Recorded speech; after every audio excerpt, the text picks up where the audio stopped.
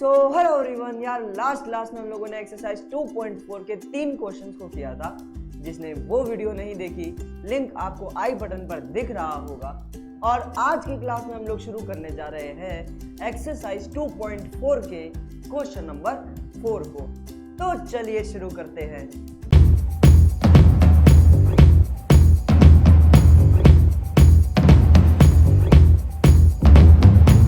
तो यार एक्सरसाइज 2.4 के क्वेश्चन नंबर 4 को करने से पहले आपको मिडिल टर्म स्प्लिटिंग आनी चाहिए।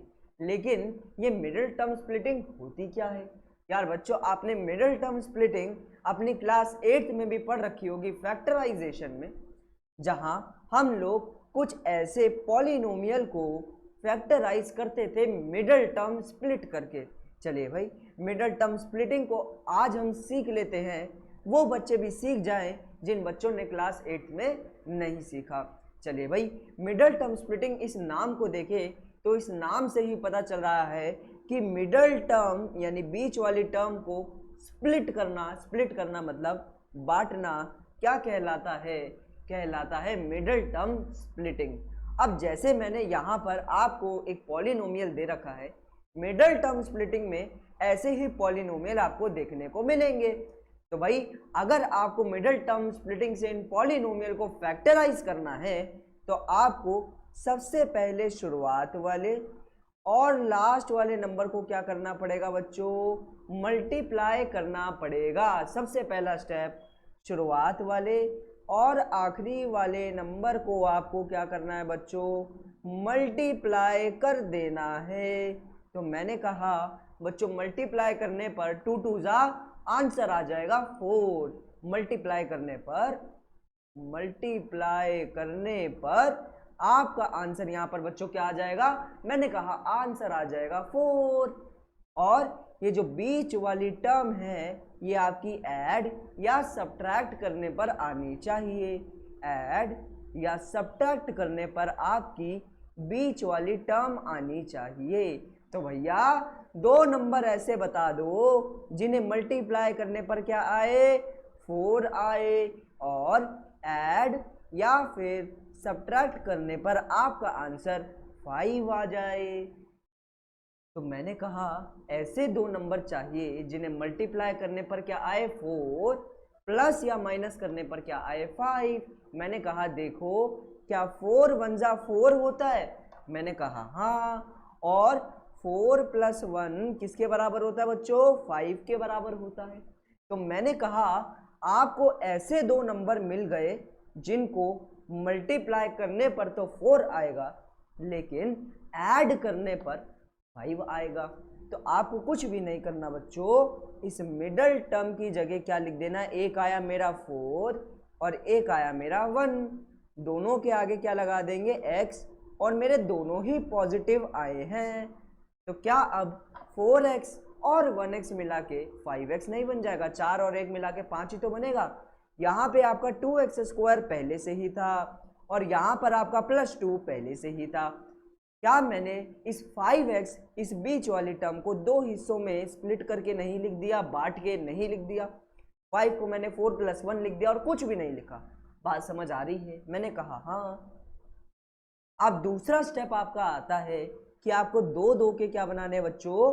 पेयर बनाने हैं। बिल्कुल इसी तरीके से आप 2 2 के क्या बनाएंगे? पेयर। अब पहले पेयर के अंदर आपको कुछ कॉमन दिख रहा है? मैंने कहा हाँ, 2 और 4 दोनों 2 की टेबल में आते हैं और दोनों के पास ही मुझे x दिखाई पड़ रहा है। अच्छा, अगर मैं 2x² में से 2x ले गया, चलो 2 भी ले गया, 2 में से 1x भी ले गया, बचा सिर्फ 1x प्लस 4 जो है 2 की टेबल में कितने पर आता है बच्चों? 2 पे, और x तो मैं बाहर ले गया। बिल्कुल ऐसे? मैंने कहा हाँ। तो मैंने देखा कॉमन लेने पर पहले पेयर में से ये आ रहा है। अब दूसरे पेयर के अंदर अगर कुछ कॉमन नहीं दिख रहा तो क्या कॉमन है? 1 कॉमन है। अंदर आप एज इट इज जो है उसे लिख दीजिए। अब आप देखेंगे कि जब मैं इसे और इसे मल्टीप्लाई करूँगा तो आंसर मेरे पास यही आएगा। और अब आप देखेंगे कि जब मैं इसको इसके साथ मल्टीप्लाई करूंगा तब आंसर ये आएगा, जब मैं इसको इसके साथ मल्टीप्लाई करूंगा तो आंसर ये आएगा। क्या बात समझ आ रही है? मैंने कहा हाँ। अब आप नोटिस ये भी करेंगे कि आपके दोनों ब्रैकेट सेम आ रहे हैं, तो क्यों ना दोनों ब्रैकेट को कॉमन ले लिया जाए। हर बार आपको दोनों ब्रैकेट को क्या करना है बच्चों, कॉमन ले लेना है। तो मैंने यहाँ पर x + 2 को क्या कर लिया, कॉमन ले लिया। अंदर क्या बचा, एक बचा 2x, एक बचा 2x और एक बचा +1, एक बचा +1। यहाँ मैंने इस क्वेश्चन को फैक्टराइज कर दिया। देखिए आप मेरे साथ 2-3 क्वेश्चन तक बन के रहिए, आपको फैक्टराइज बहुत आसान लगने लगेगा। चलिए भाई एक एग्जाम्पल और देखते हैं। तो मैंने कहा यहाँ पर मेरे को एक एग्जाम्पल दे रखा है 2x² - 3x + 1। इसको फैक्टराइज करना है मिडल टर्म स्प्लिटिंग से। चलिए भाई जैसा कि मैंने आपको बताया था, आपको शुरुआत वाली टर्म और लास्ट वाली टर्म को क्या करना है, मल्टीप्लाई। तो 2 × 1 = 2 मल्टीप्लाई करने पर बच्चों आपका आंसर क्या आ रहा है, मल्टीप्लाई करने पर आपका आंसर आ रहा है 2, है ना। और ऐड या सब्ट्रैक्ट करने पर आपका आंसर आना चाहिए बीच वाला। ऐड या सब्ट्रैक्ट करने पर आपका आंसर जो है वो आना चाहिए बीच वाला यानी -3। मैंने कहा हाँ, तो 2 नंबर बता दीजिए जिन्हें मल्टीप्लाई करने पर आंसर आए 2 और ऐड या सब्ट्रैक्ट करने पर आंसर आए -3। हर बार ऐसे ही करके देखना है, ठीक है। तो मैंने कहा 2 × 1 = 2 होता है और 2 + 1 3 होता है, लेकिन मेरे को 3 तो नहीं चाहिए, मुझे चाहिए -3। तो मैंने कहा दोनों के आगे एक बार क्या लगा के देख लेते हैं, माइनस। मैंने कहा -2 और -1 तो -3 होता है। और उसी तरीके से -2 और -1 का जो प्रोडक्ट होता है वो भी 2 होता है ना। -2 और -1 माइनस माइनस प्लस 2 × 1 = 2, बिल्कुल ऐसे ही आएगा। तो मैंने कहा मुझे वो मेरे 2 नंबर मिल गए, एक मिला -2 और एक मिला -1, बिल्कुल इस तरीके से। मैंने कहा हाँ, तो मैंने इस बीच वाली टर्म को 2 हिस्सों में बांट देना है, एक आया -2 और एक आया -1, बिल्कुल इस तरीके से। और इधर मेरा 2x² था, इधर मेरा +1 था। अब आप देखेंगे -2 और -1 मिलके -3 हो रहा है। मैंने कहा हाँ -3 हो रहा है, यानी मैंने इस बीच वाली टर्म को 2 हिस्सों में स्प्लिट कर दिया है। अब दूसरे स्टेप के अंदर आपको 2 के क्या बनाने हैं बच्चों, पेयर बनाने हैं। 2 के पेयर बनाने हैं। शुरुआत वाले पेयर में आपको 2 कॉमन दिखाई दे रहा होगा और साथ ही साथ दोनों के पास x भी दिखाई दे रहा होगा। मैंने कहा हाँ। अब आप देखेंगे कि भाई इसके पास से 2 भी गया और 2x में से 1x गया, तो सिर्फ 1x बचा। कॉमन लेना आपने छोटी क्लासेस में सीख रखा है। अब माइनस का साइन है तो माइनस लगा दो। 2x में से पूरा 2x बाहर चला गया तो यहाँ बचा 1। अब आप देखेंगे इसको इससे मल्टीप्लाई करूंगा तो ये आएगा, इसको इससे मल्टीप्लाई करूंगा तो ये आएगा। 2x × 1 = 2x, है ना। पर हमें मल्टीप्लाई नहीं करना है। चलिए भाई अब आगे देखें तो अगले पेयर के अंदर आपका -1 कॉमन है। चूंकि मैंने माइनस कॉमन लिया है तो अंदर के साइन चेंज होंगे, ये -x + x हो जाएगा, ये +1 -1 हो जाएगा, बिल्कुल ऐसे। मैंने कहा हाँ। अब आप देखेंगे कि यहाँ पर दोनों ब्रैकेट एकदम सेम आ गए हैं। तो जब आपके दोनों ब्रैकेट एकदम सेम आ जाए तब आपको उन्हें क्या लेना है, कॉमन ले लेना है। दोनों ब्रैकेट को हमने कॉमन ले लिया। अब क्या बचा ब्रैकेट के अलावा, एक बचा 2x और एक बचा -1, एक बचा 2x और एक बचा -1। ये मैंने इसे फैक्टराइज कर दिया है। अब चलिए भाई आगे देख लेते हैं। तो आगे देखेंगे तो हमें x² - 4x + 4 को क्या करना है बच्चों, फैक्टराइज करना है। तो मैंने कहा यहाँ पे कुछ भी नहीं है तो क्या है बच्चों, 1 है। मैंने कहा हाँ। अब आप देखेंगे मल्टीप्लाई करने पर क्या आना चाहिए, 1 × 4 = 4। मल्टीप्लाई करने पर आपका आंसर आना चाहिए 4, जबकि ऐड या सब्ट्रैक्ट करने पर आंसर आना चाहिए -4। ऐड या सब्ट्रैक्ट करने पर आपका आंसर आना चाहिए -4। तो मैंने कहा 2 नंबर जिन्हें मल्टीप्लाई करूं तो 4 आए और जिन्हें ऐड या सब्ट्रैक्ट करूं तो आंसर -4 आए। ऐसे कौन कौन से नंबर है? मैंने कहा 2 2 जा 4 होता है, लेकिन 2 + 2 भी 4 होता है, मुझे -4 चाहिए। तो मैंने कहा दोनों के आगे माइनस लगा दो। अब -2 बच्चों आपका -4 होता है, और -2 का जो प्रोडक्ट होता है, जो मल्टीप्लिकेशन होता है, वो भी +4 होता है। तो मैंने कहा मुझे मेरे दो पेयर्स मिल गए, एक मिला मेरे को -2, एक मिला मेरे को -2, दोनों -2 है।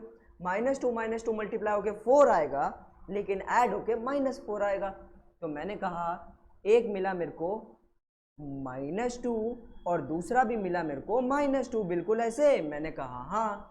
आप देखेंगे -2x और -2x मिलके -4x बनाते हैं। मैंने कहा हाँ। अब आपको दो दो के क्या बनाने हैं? पेयर बनाने हैं। शुरुआत वाले पेयर में सिर्फ x कॉमन है, x कॉमन ले लीजिए। अंदर क्या बचा? 2 में से एक x गया तो सिर्फ एक x बचा। मैंने कहा हाँ।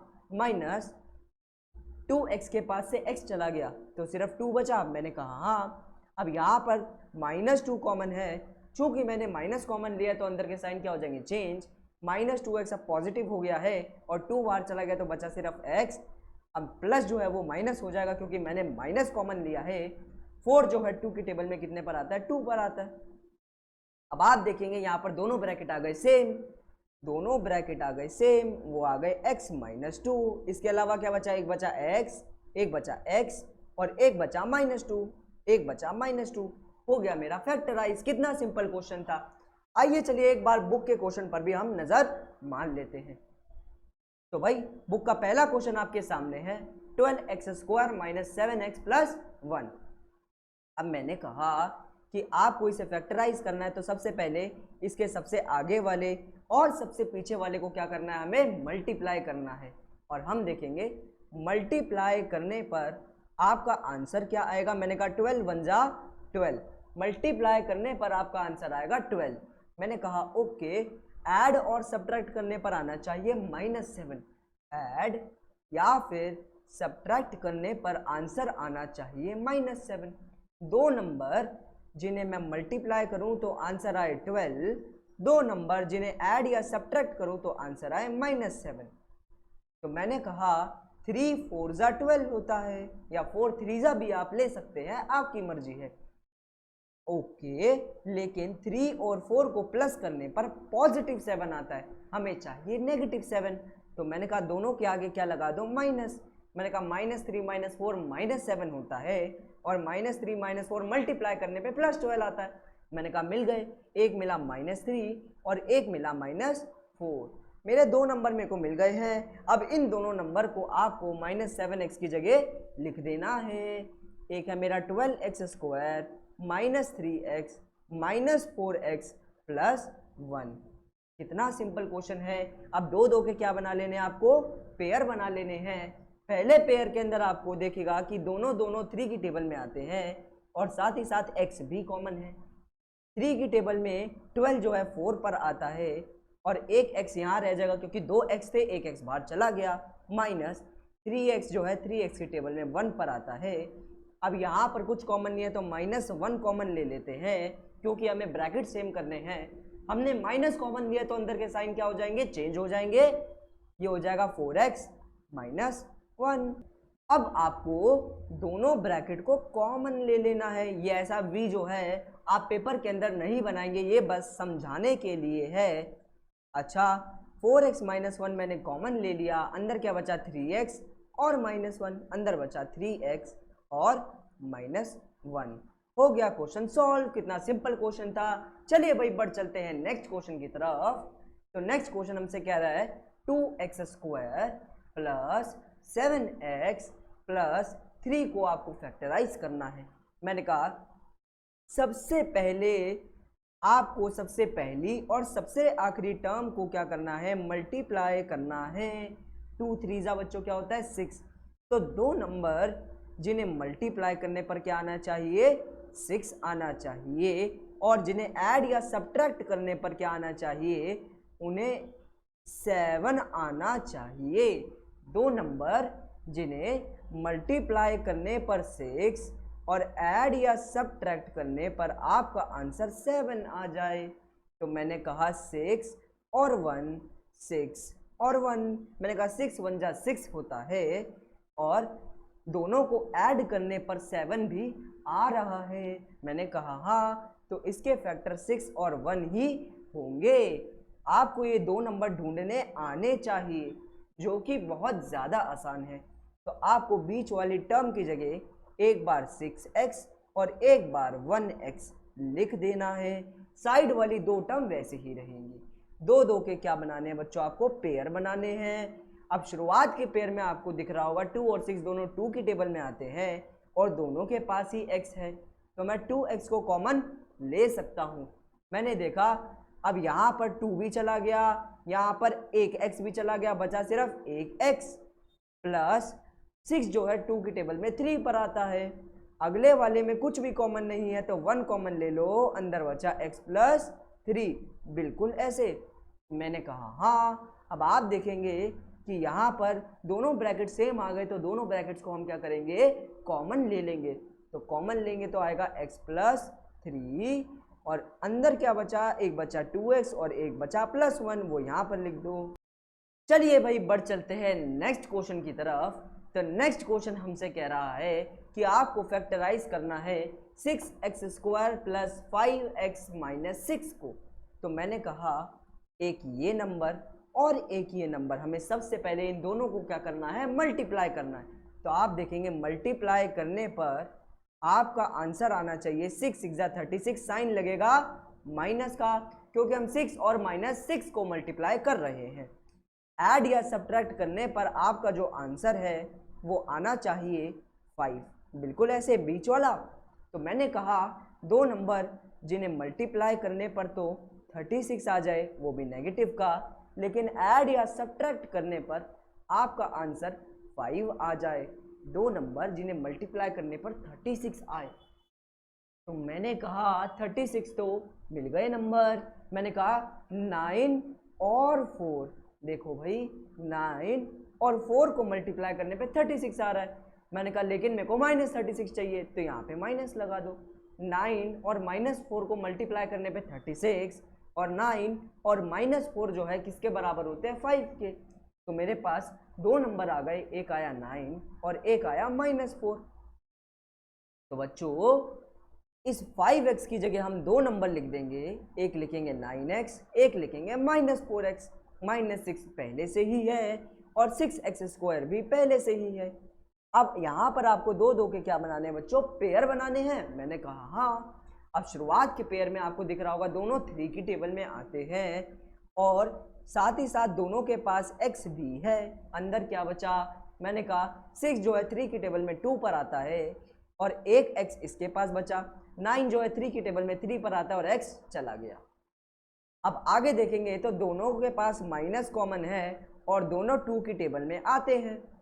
तो मैंने कहा 4 जो है 2 की टेबल में 2 पर आता है। चूँकि मैंने माइनस कॉमन लिया है तो अंदर के साइन चेंज होंगे और 6 जो है 2 की टेबल में 3 पर आता है। मेरे दोनों ब्रैकेट सेम आ गए। अब इन दोनों ब्रैकेट को आपको क्या लेना है बच्चों, कॉमन लेना है। कॉमन लेने के बाद एक आपका बचा 3x और एक आपका बचा -2। एक आपका बचा 3x और एक बचा आपका -2। क्वेश्चन हो गया खत्म। चलिए भाई नेक्स्ट क्वेश्चन की तरफ बढ़ चलते हैं। यहाँ पर आपको 3x² माइनस x माइनस 4 को क्या करना है, फैक्टराइज करना है। तो मैंने कहा मल्टीप्लाई करने पर आपका आंसर आना चाहिए 3 × -4 -12। मल्टीप्लाई करने पर आना चाहिए -12 और ऐड या सब्ट्रैक्ट करने पर आपका आंसर आना चाहिए -1। ऐड या सब्ट्रैक्ट करने पर आपका आंसर आना चाहिए -1। दो नंबर जिन्हें मल्टीप्लाई करने पे -12 आए और ऐड या सब्ट्रैक्ट करने पर आपका आंसर -1 आए। मैंने कहा 4 3 जा 12 होता है, 4 3 जा 12 होता है, लेकिन माइनस चाहिए तो एक पे माइनस लगा दो, क्योंकि दोनों पे लगा देंगे तो फिर से आंसर पॉजिटिव आ जाएगा। तो मैंने कहा -4 और 3 -12 होता है, जबकि -4 और +3 -1 होता है। अगर आपने -3 पे लगा दिया होता तब भी गलत माना जाता, क्योंकि ये वाली कंडीशन तो सेटिस्फाई हो जाती, लेकिन यहाँ अटक जाते। 4 में से 3 गए तो +1 बचता, हमें -1 चाहिए, तो इसलिए माइनस का साइन बड़े वाले नंबर पे लगाएंगे। तो मेरे पास मेरे दो फैक्टर्स आ गए, एक आया -4 और एक आया 3, बिल्कुल ऐसे मैंने कहा हाँ।